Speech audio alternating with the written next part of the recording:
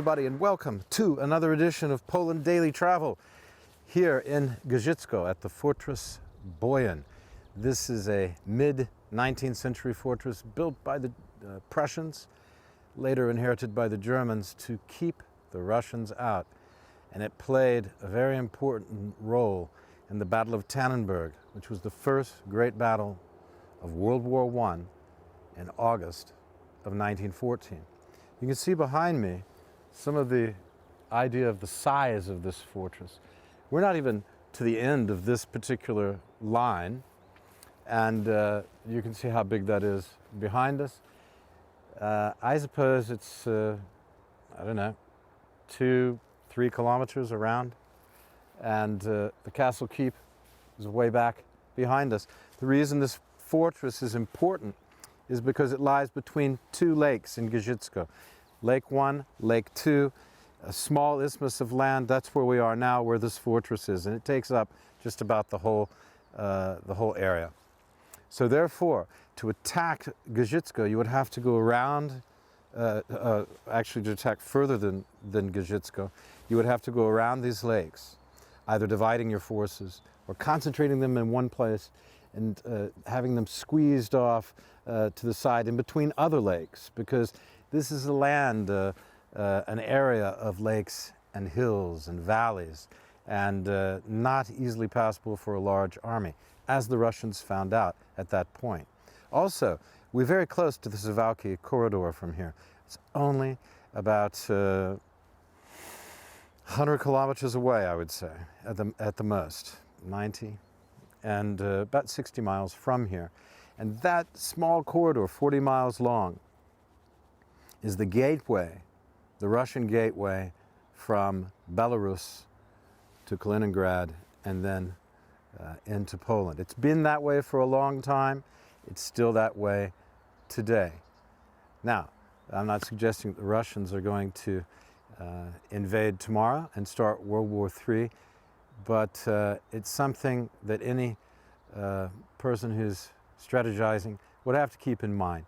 What the Russian plans are, what the possibilities are. You see, the military planners, as this fortress represents, I mean, why is it so big?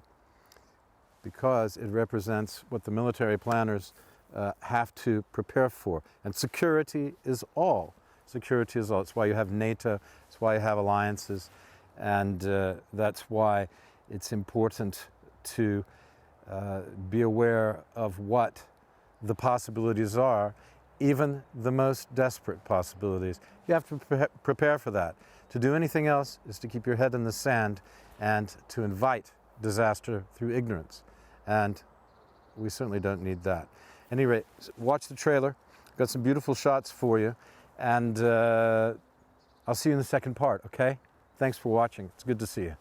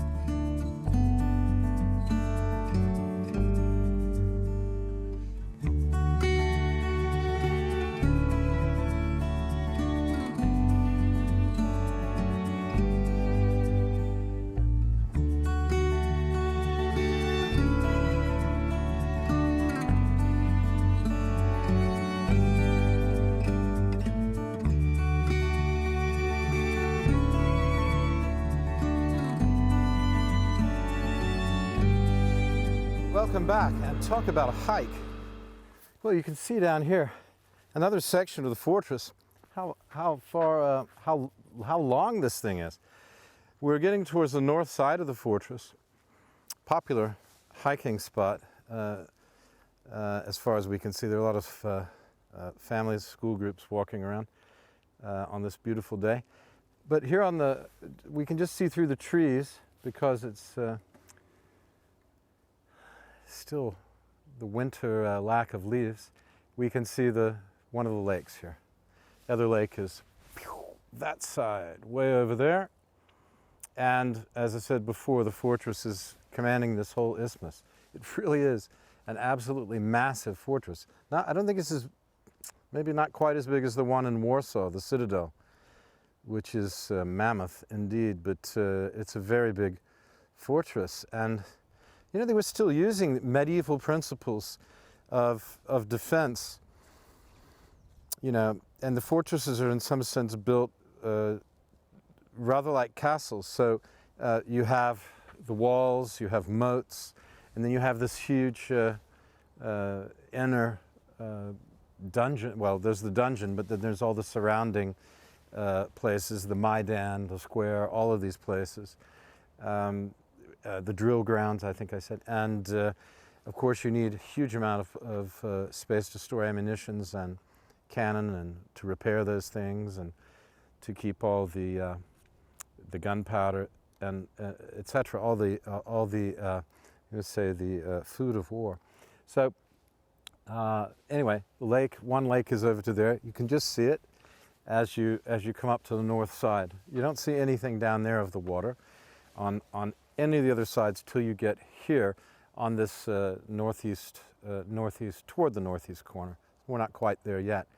Anyway, it's fascinating. You would have been able to create, I mean, I remember looking at fortresses, early American fortresses on the east coast of the United States.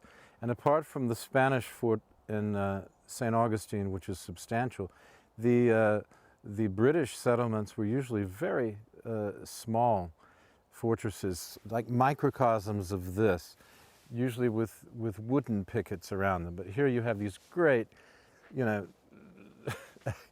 these great examples of Teutonic engineering, if I may, and they're really impressive. But imagine you've got the wall down here below us, you can see. That wall runs here. You've got another mound on the other side and a further wall below that. And then you have this huge hill here. You're not getting in here. You're going to have to starve these people out.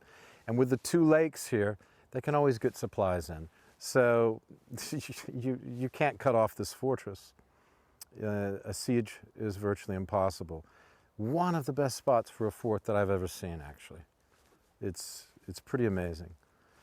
Yeah, okay. So, I want to correct one thing. When I was talking about St. Bruno before, I talked about Bruno Giordano, but the St. Bruno, of course, which is represented here, was very important in the German Catholic Church and was the founder of the Carthusian monks.